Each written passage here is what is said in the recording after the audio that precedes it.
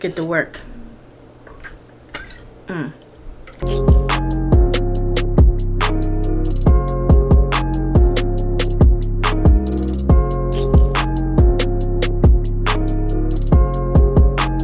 Hey y'all, it's your girl Alicia. I'm back. Y'all probably like, girl, who are you? Because you haven't been posting. No one knows who you are, which I get. Life's been a little crazy. Life's been a little, all over the place. And I'm sorry if I keep looking that way. Like, I'm still trying to get used to looking forward, straight ahead. But anyway, I just want to let you know I'm back. And I'm here to update y'all with my journey so far. The last video I posted was me in nursing school. I still am in nursing school. It's August 22nd today. I have class August 24th. So 2 days. And this is my last semester, y'all. Like, my last semester. And I'm so excited. Like, if y'all knew my journey with trying to get into nursing school and just like everything that I've been dealing with, like, this, it's amazing. It's a lot. Like, I'm very excited. In this video today, I just want to update y'all like what's going on and what's to come and everything else like that. So yeah, let's get started. All right, so last time I posted, I was taking my maternity peds semester. That went good. After that, in the summer, I had mental health. That was a little rough around the edges, trying to remember all those medications and stuff. But I actually like mental health more than what I thought. It was really cool. And then I ended up having a break back in, I had a break from like the end of June. Literally it was like almost July, so I'm gonna say like full July up until August 24th. And this semester is my med-surg semester, my last semester. This class is worth 12 credits, so it's a lot. Like, they already opened up the syllabus and everything, and as soon as I opened it, I kind of closed it because it was a lot going on. But I'm really excited. Our last day of class is like December 3rd, so we're almost in September. So like 3 months left, and then like crazy. I mean, it's gonna be a rough 15 weeks, hardcore, like not have time to barely breathe. But I just really do want to start documenting this, and it might be able to help somebody out. Because I knew when I wanted to get into nursing school, I watched a whole bunch of nursing YouTube vlogs and everything like that. So I'm hoping my little journey helps. And yes, I am in the LPN program. I'm in the accelerated LPN program. So I will become an LPN at the end of my program. And listen, I'm tired of hearing the hate about LPNs. LPNs are nurses, so don't do that. No, don't do that. Besides that, yeah, I'll graduate as an LPN. And they recommend taking about a month off. So even though I graduate in December, I won't take my boards probably until January. Just give me enough time to study and everything like that. So yeah, but I just want to give y'all some tips and just how things have been going lately. Let's get in it with the tips, okay? For Accelerate Nursing Program, or any nursing program at all, tip 1 is do not procrastinate. And I say that because I'm a procrastinator. And let me tell y'all, do not procrastinate. Please do not procrastinate. If you know you got a skills check off in 3 weeks, you need to start practicing a skills check off that day after you get out of class to go to lab. Don't be waiting 3 days before you all in the group chat talking about, oh my god, like I have skills check off, blah blah blah, because that was me. That was my group, and my group knows who I'm talking about if y'all watching my video. That was us, oh my god. We gotta hurry up and practice. Oh, hopefully we get somebody easy. But like, no, don't procrastinate. I mean, it's all worked out in the end. And each semester, I think we've learned, okay, like we gotta get it together. Yeah, just like don't procrastinate. And it's easier said than done, but you just have to think like this is literally like break it or make it. I feel like can't really mess up because most nursing programs are very strict. Like if you fail one thing, you have to retake it and they might let you go through, but like you can't usually fail 2 classes or you're completely out of the program. And then it's different with every program. With mine, you can't fail more than 2 classes or you're completely out and you have to wait like 2 years to reapply. So yeah, tip number 1, do not procrastinate. Tip number 2, which I feel like, is get a study group, but like a study group where y'all can actually focus and actually do work. Like in the beginning, yeah, laughing and stuff like that, but get a study group. And to be honest, study group really did help a lot.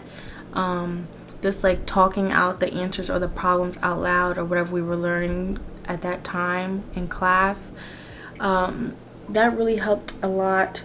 Also, like when you have a study group, you also have to focus on your thoughts, because somebody might process something differently of thinking or how to remember something. Like you can't get caught up if somebody's doing something different. Like, okay, that can be helpful to you, and hey, it might teach you the right way, but like don't think that you're wrong because someone else explaining it. And that's something I would do. Like if I would hear somebody else explain something that we learned and I'm like, oh, I don't think about it that way, I would think, oh my god, I'm wrong. Like everything that I thought I knew is wrong, and that's not true. It's just me and that other person think about it differently, and overall it comes out to the right answer or whatever the topic was. But study groups really do help. Like plan, like maybe once a week or after class y'all meet up in the library or go somewhere and do work, or even on Zoom. I would have plenty of Zoom or FaceTime study groups, and like even if you're not talking consistently, if I see someone else studying or like doing work and I'm doing work, like we can be quiet, but like just seeing everybody doing work, it keeps me focused in the mindset like, hey, it's time to do work. It's time to get it together. Also, another good thing with group study time or whatever, or just studying by yourself, put your phone on do not disturb and throw that thing to the side, because one little Instagram, one little Bing, one little whatever, I'll be looking at it like, oh, who's this? What's this? Even though nobody's texting my phone anyway. But yeah, I get distracted. Like literally, if I come home, I literally like throw my phone on my bed and like turn it on do not disturb, because if I leave it next to me, I would constantly check it, just because like I don't feel like doing the work, or not even that. It's just like if I'm frustrated or overwhelmed with whatever I'm doing at the time. So yeah, in that study group or even with yourself, turn off your phone. And that can also be like tip number 3 also, like put the phone on do not disturb. Like when you do have to do work, do work. I mean, obviously, like if someone keeps calling you and it may be emergent or something, like answer it. But if not, say, listen, I got to go. I gotta become this nurse. A good studying tip for me, which I think is, it's a little dirty, but don't mind. I bought me a whiteboard, a big enough whiteboard. It's not like the small ones, but it's big enough. I bought me a whiteboard because I realized teaching myself or pretending to teach other people around me helped me out a lot. When I had my physical assessment sign off and I would come up here and like talk about it out loud, or I had to remember like what cranial nerves or whatever I was learning at the time, I would literally write everything out on my whiteboard and say it out loud, as in like teaching. I would pretend, I don't know, somebody was sitting here and I would write things out and talk out loud saying, yeah, this is what happens, blah blah blah, this is what happens, blah blah blah. And yeah, you might sound crazy or you might feel crazy because you're talking to yourself out loud in the room, but it helps. And writing stuff out really helps. Like something about having a pen or a pencil and writing it on actual paper, like it helps me connect more than typing or even iPad writing with the pencil. It's something different about having the paper or whatever. But that's the whole point with the whiteboard, is writing stuff out and teaching yourself or acting like you're teaching whoever. I mean, like you can get your dog out up here and say, listen, I'm gonna teach you about the stages of labor and delivery. Or sometimes I would talk to my little brothers. He was 3 years old. He does not even know what I'm talking about, but it felt right. So I wouldn't be talking to myself all the way. Okay, step 5 is, I would say, set mini goals. You want to set mini goals each week of whatever you're learning.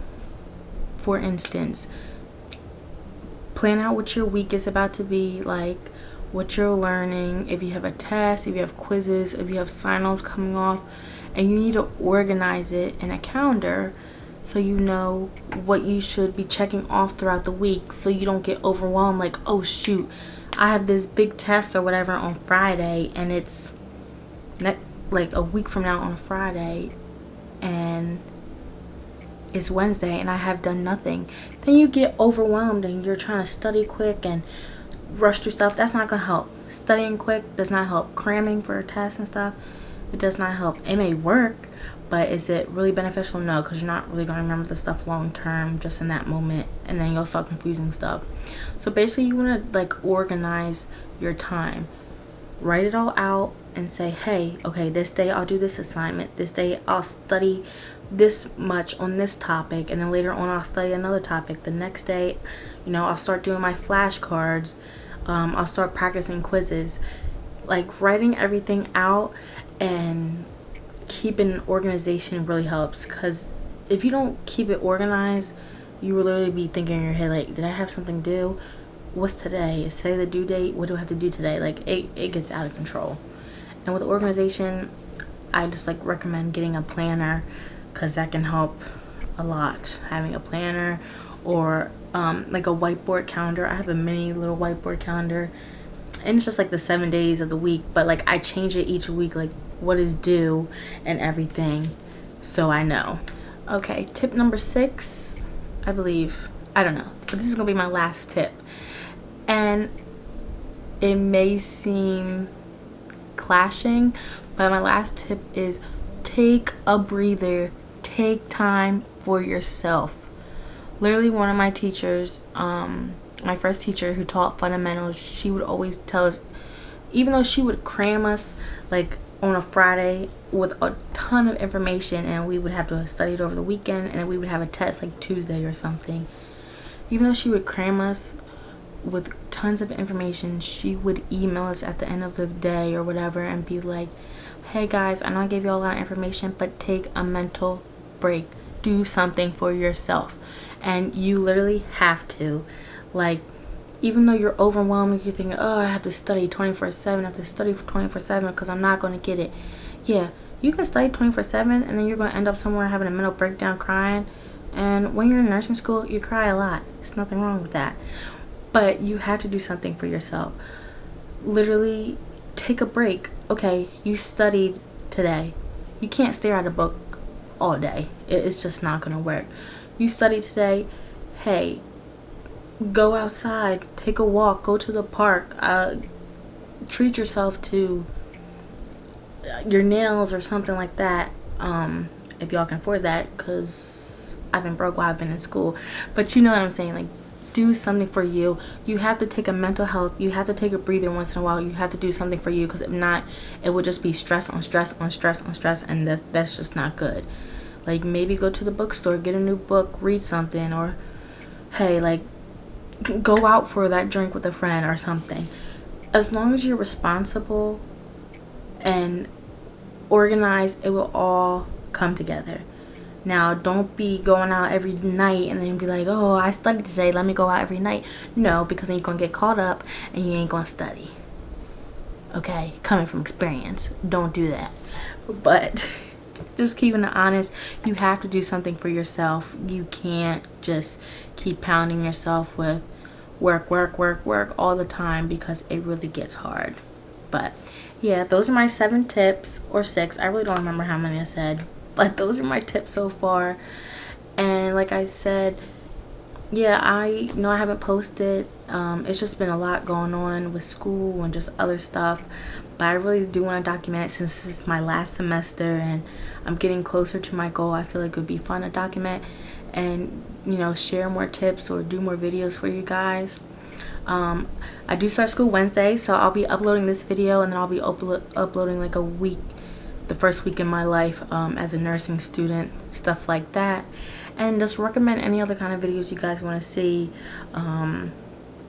like maybe like study habits I have, or I don't know. Maybe I'll do like what's in my clinical bag, or I don't know what you guys want to see, but I would definitely be doing vlogs. And just, you know, if you have any questions, that'd be really cool. But anyway, I'm not gonna keep rambling. Welcome back to my channel. If you haven't, subscribe down below, follow me, like this video, comment something. If you're a nursing student, comment what year below you are, if you're about to graduate, and just how you're feeling, because school's about to start for a lot of people.